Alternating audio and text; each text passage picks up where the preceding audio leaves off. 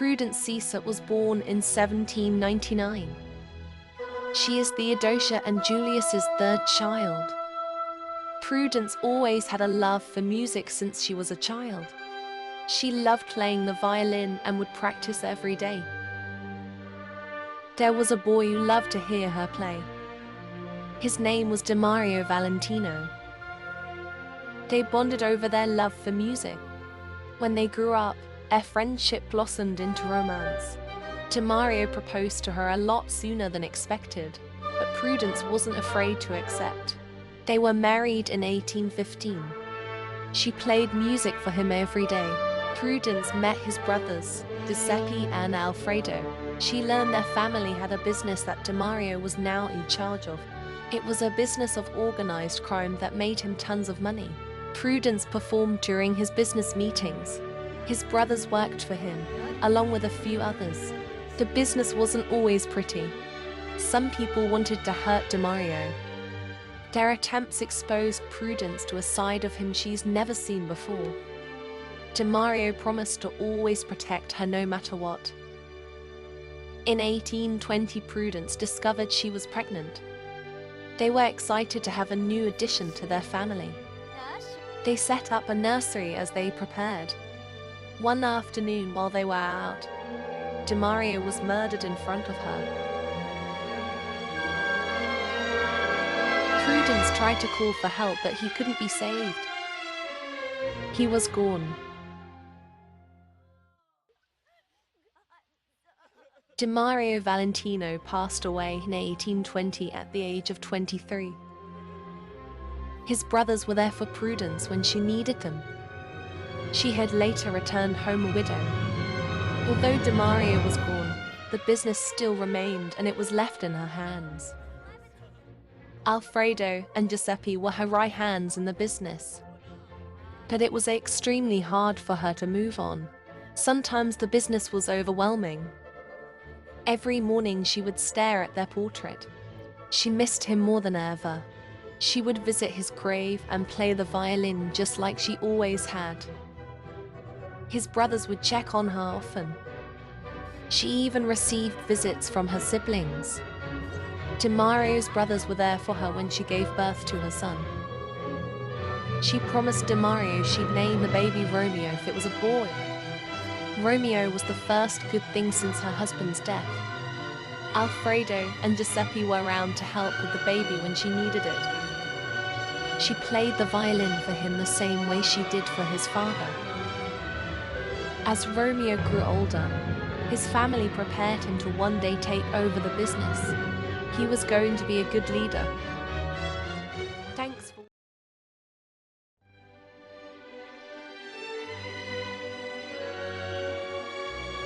Romeo Valentino was born in 1820. He is Prudence and Demario Valentino's only child. From the moment he was born, his future was set in stone. His father had died just before his birth, leaving his mother to handle the family business. As Romeo grew older, his mother and uncles prepared him to someday take care of the business. They all spent a lot of time together.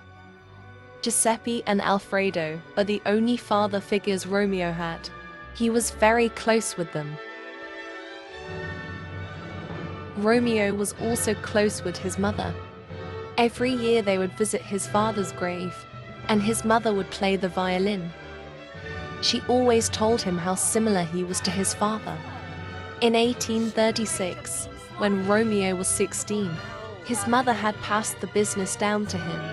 He took his responsibilities very seriously.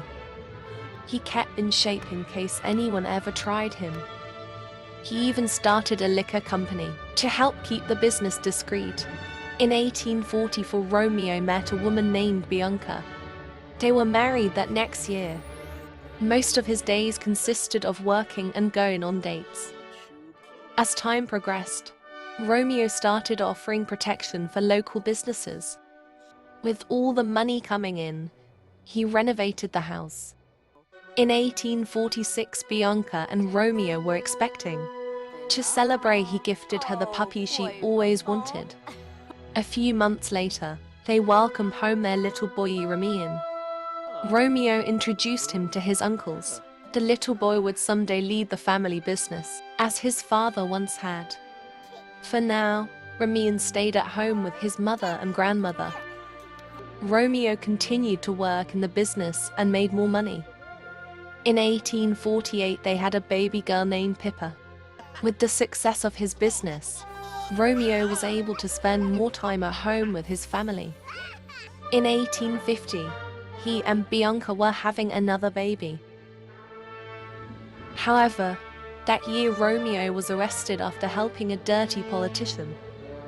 Prudence helped care for her grandchildren while Bianca rested.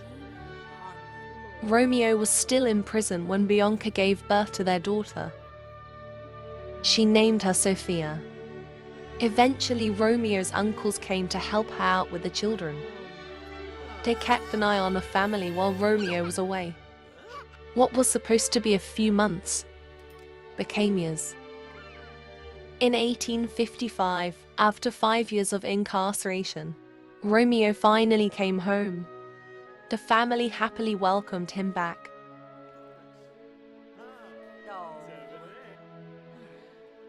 He thanked his uncles for keeping his family safe, but his daughters didn't even know him. Romeo spent his first year back with his mother, wife and children. When he finally returned to work, he brought Ramins with him. Even after returning to work, Romeo always made time for his family. He didn't want to miss another moment.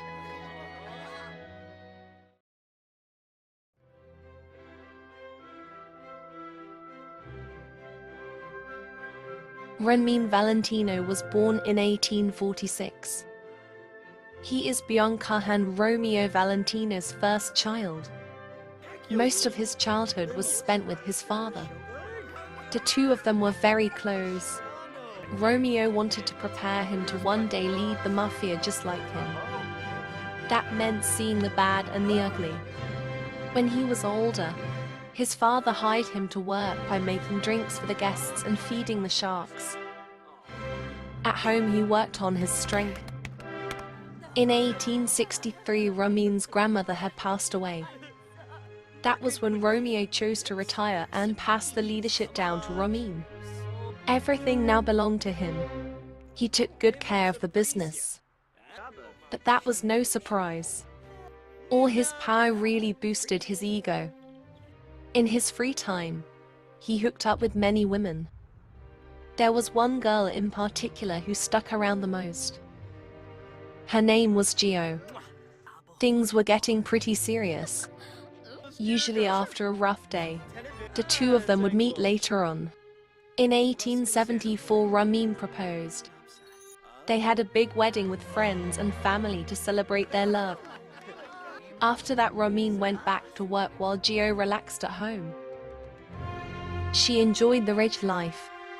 Her mother-in-law assumed the luxury was all she cared about. She didn't like her very much, but Gio and Ramins were very much in love. Their marriage was only different than most.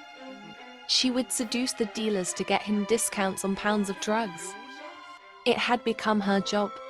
She liked doing it and Ramins liked to watch. Soon Gio was expecting. In 1879, she had a little boy named Emilio. In the few months she cared for him, Gio rarely saw Ramins. He was always busy working. When Emilio was old enough, she left him with his grandparents to help Ramins with his business. She enjoyed the attention. She would often hook up with Ramins' enforcers for fun. That would soon backfire on her. One of his enforcers had become infatuated with her. But Gio was just having fun. Her and Ramins both had their flings. At the end of the day, they only truly loved each other.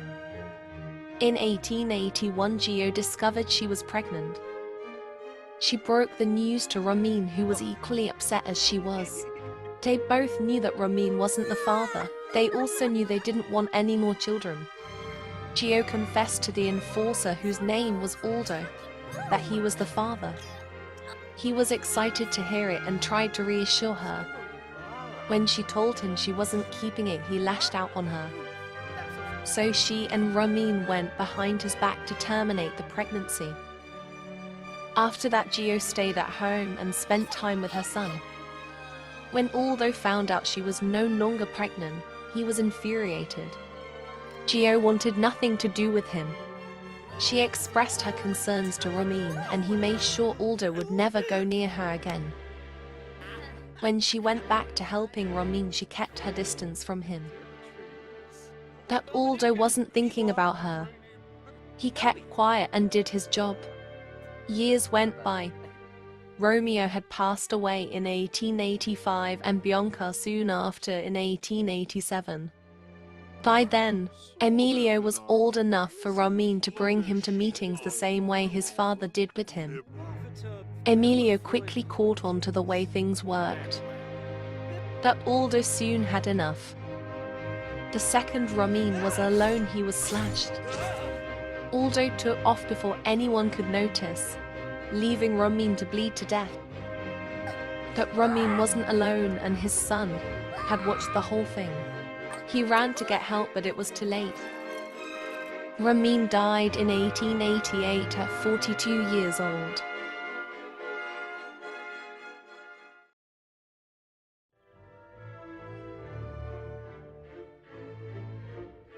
Pippa Valentino was born in 1848. She is Bianca and Romeo Valentino's second child. Pippa was 7 years old when her father had returned from a 5-year prison sentence. Over the next few months of spending time with him, Pippa looked up to her father. She wanted to be just like him. When he returned to work, he would bring the family along. But it was only her older brother Ramin who was allowed to attend the meetings. The girls weren't allowed to be inside at those times, but they were entertained. Pippa wanted to be included the way her brother was and would try to listen in. But she would get caught and scolded by her father. This created a tear in her relationship with Ramin. The two of them would argue over everything all the time. Pippa often complained to her grandmother about how unfair it all was. The two of them were very close. Prudence always knew how to make her feel better. She was there for her more than anyone else. When she passed away, everything changed. Ramin had taken over the family business. Pippa didn't like the way he was handling things. She would argue with him about the decisions he would make. Ramin told her he knew what he was doing. He had been trained to do this since he was a kid. Still, Pippa would interrupt his meetings to make him look bad. It got to a point where Ramin had to ban her from ever coming to the base again. With no choice, Pippa left infuriated. She was tired of being ignored and pushed to the side. It was moments like that when she missed her grandmother the most. In 1866, Pippa moved into her own place. Being away from her family made things better. She finally had a peace of mind. But that changed when she met Alfonso in 1870. He was the first person to make her feel needed. They were deeply in love. But Alfonso was no angel. He would attack and rob people for fun. Pippa had become his partner in crime. She would cheer him on no matter the crime he committed. He later convinced her to get revenge on her brother for banning her. So they got together to rob Ramin's base while he was away. Pippa played her part, and they managed to get away with some drugs and cash. After that, they committed more crimes together. They were cocky and intoxicated, and no one could stop them. When Pippa's family heard about her antics, they disowned her to protect their image. That made her less sober. Alfonso told her she didn't need them because she had him. He was all she needed, and she believed that. In 1876, they were married. Things were good for them for a while. But all their actions soon caught up to them. In 1877, Alfonso was arrested for committing several crimes. He was sentenced life in prison. Pippa was so heartbroken with him gone. She wrote to him every day, but it wasn't enough. Shortly after his arrest, she was killed by one of her brother's rogue enforcers. While it was suspected to be the same man who killed her brother years later, there was no way of truly knowing who did it.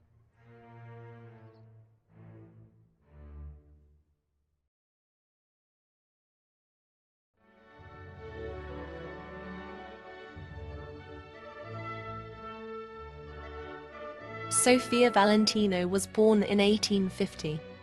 She is Bianca and Romeo Valentino's third child. Being the youngest, Sophia was given everything she ever asked for. A lot of her time was spent with her mother while her father was working. She would often play with her older sister. When she wasn't doing that, her grandmother was teaching her the violin. Everyone treated her like a baby, and that didn't change as she grew older. With age, Sophia wanted a little more independence. Despite her wants, her family still treated her like a child. In 1865, after her brother was given leadership of the family business, Sophia caught feelings for one of his enforcers. His name was Cristiano. He was one of Ramins' best enforcers. It was a rule that employers of the business were not allowed to date any of the sisters, because it was forbidden for them to date. They would see each other in secret. The two were inseparable. Cristiano was the only one who listened to her. They were very much in love. By the time Ramin was married, Sophia and Cristiano had been together for 9 years. At the wedding, they shared a lovely dance. Then they snuck away from the party. Her father had found out about their endeavors and informed her brother. Since Cristiano was one of Ramin's best, it was hard for him to do what he did next. But he had to pay the price and make an example of him. When it was done, Cristiano was ordered to end things with Sophia for good. But Sophia refused to let go of their love. They knew the risk of being together and decided it was best to leave. That night, they packed their things and met up with each other. Sophia made sure to take 300,000 simoleons from her family's trust on her way out. Then they sailed out of the country. They were on the water for weeks. When they finally arrived to the New World, they got a little house to settle down. There, they were married in 1875. Life for them was quite peaceful. Cristiano would work during the day as a laborer while Sophia did chores at home. She never spoke or thought about her family. She wanted nothing to do with them. She didn't want her love taken away. In 1878, they discovered their family was expanding. They were very excited to welcome a baby into their lives. They soon welcomed a little girl named Cecilia. She was their little bundle of joy. Sophia loved being her mother. They gave her everything, even a puppy. Just 2 years later, Sophia was pregnant again.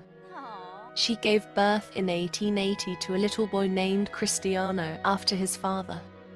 He was also loved unconditionally. Sophia was grateful to have her beautiful family. There was nothing she would do differently.